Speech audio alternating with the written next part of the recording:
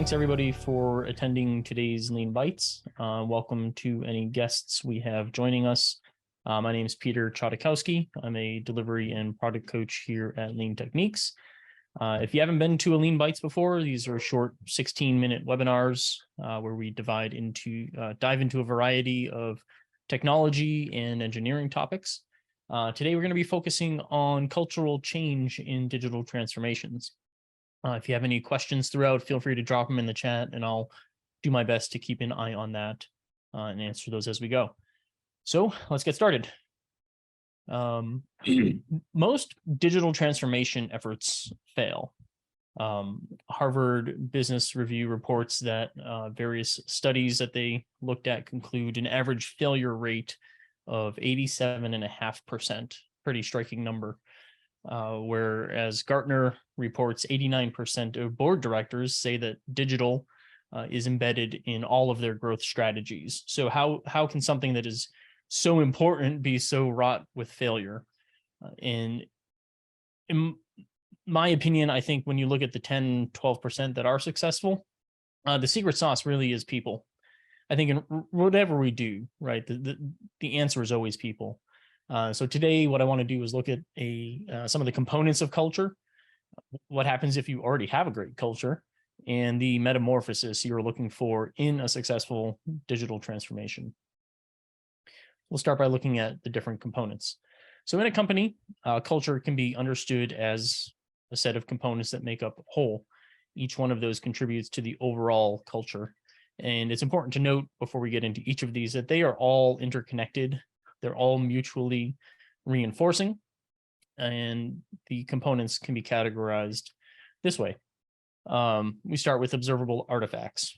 These are the visible elements of culture that can be easily observed. So think about things like the physical environment, the office layout, the dress code, different organizational symbols or slogans, rituals, and so on.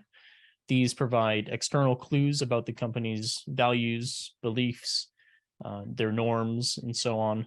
They're the most tangible, readily noticeable aspects of an organizational culture. As an example, if we were to compare two organizations, one is a cubicle farm, has a shirt and tie dress code, little artwork, little greenery, not much decoration. Obviously, that's an extreme example, but it has a very different cultural feel than, say, an office that has an open floor plan. It has different team spaces, a casual dress code, and has a bunch of plants and artwork, decorations around the office, two entirely different observable differences in culture. The next component is espoused values. So these are the explicitly stated or desired values that the company promotes. That they're often expressed through official statements like mission statements, vision statements, company policies. They represent the ideas and principles that the company wants to uphold. They serve as guiding principles for decision-making behavior within the organization. As an example here, LT's values are professionalism, curiosity, community, responsibility, autonomy, simplicity, and humility. And these principles undergird the way we work as a company and the way we work with our clients. Next up, we have underlying assumptions. And this is perhaps the deepest level of culture, and often these remain unspoken and possibly even unconscious, right? They're the core beliefs, perceptions, and shared assumptions that guide employee behavior, that shape the company's culture. They're deeply ingrained, and they're often very difficult to change because they're so subconscious, if you will. They influence how employees interpret their work, how they make sense of their work, and it affects their attitudes and their actions. So as an example here, a common underlying assumption I think that we encounter is that failure is punished and it's discouraged. And what happens when we see that is it leads to things like a lack of experimentation. It leads to a blame culture or resistance to change and try new things, a lack of innovation. All of those stem from these underlying assumptions that I can't fail. Next, we have norms and behaviors.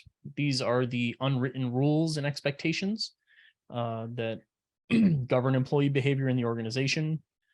They represent accepted ways of doing things. They determine how employees interact, how they communicate and collaborate. They can vary across departments, even across teams and organizational levels, but they do contribute to the organizational culture as a whole overall. Behaviors aligned with cultural norms reinforce and perpetuate the organizational culture. As an example here, a team might just have a norm of continuous learning, always learning new things, and that manifests itself in behaviors like learning and development programs, knowledge sharing platforms like wikis popping up, communities of practice, dedicated learning time, mentoring, coaching, etc. And finishing out our pie here is shared beliefs and attitudes. And these refer to just the collective beliefs, values, and attitudes that employees hold. Those shape the mindset and the outlook of employees, again, influencing behaviors, decision-making, responses to the situations. Again, contributes to the overall culture and creates a sense of shared identity and shared purpose among employees. And a great example of this is customer centricity. I read an article earlier, I think this week, about Figma and how their whole organization's attitude is about how obsessed they are with the customers, right? And that shared belief holds that the customer's needs are paramount over everything else. And that leads to attitudes of empathy, responsiveness, and a strong commitment to delivering really exceptional customer experiences. So to wrap this all up, at least this section here, observable artifacts and espoused values, those are the more visible and accessible pieces of culture. Though some teams do memorialize their norms. But then the underlying assumptions, norms, behaviors, and shared beliefs and attitudes, those tend to be more implicit and require a deeper understanding of the organization.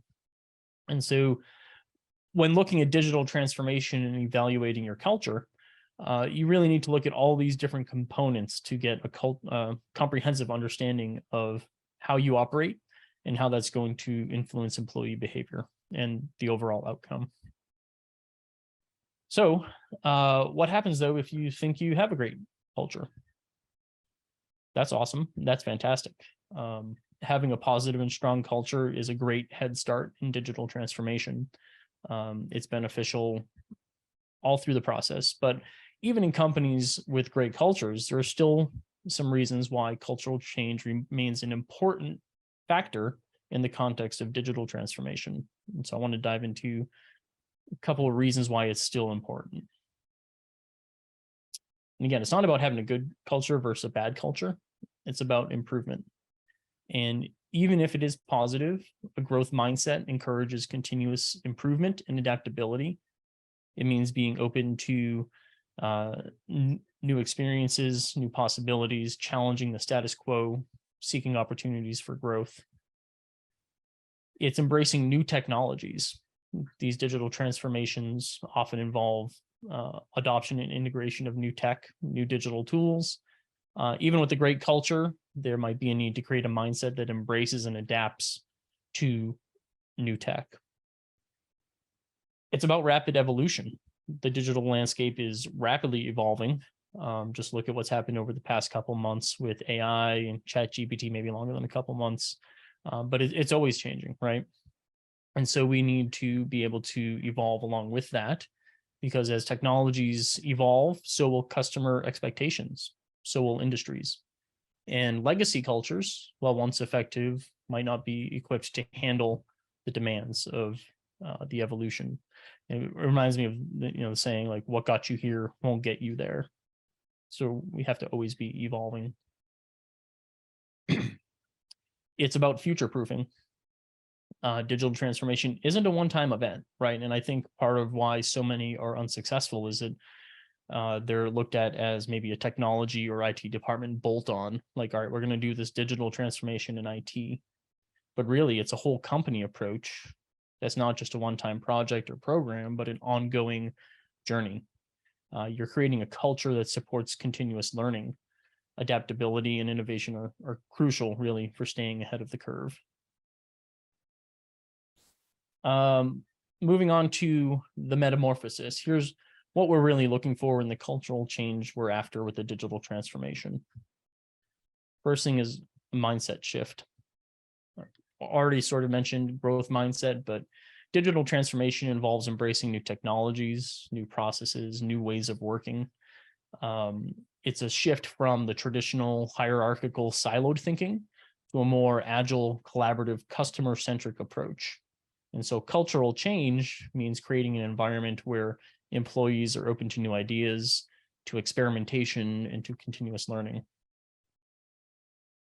It's about obsessing over your customers. I already alluded to what Figma does, but digital transformation is centered around meeting customer needs and expectations in the digital age. Cultural change helps organizations become more customer-centric by fostering deep understanding of customer preferences, improving communication and feedback loops, and encouraging a focus on delivering exceptional digital experiences. It's about collaboration and innovation.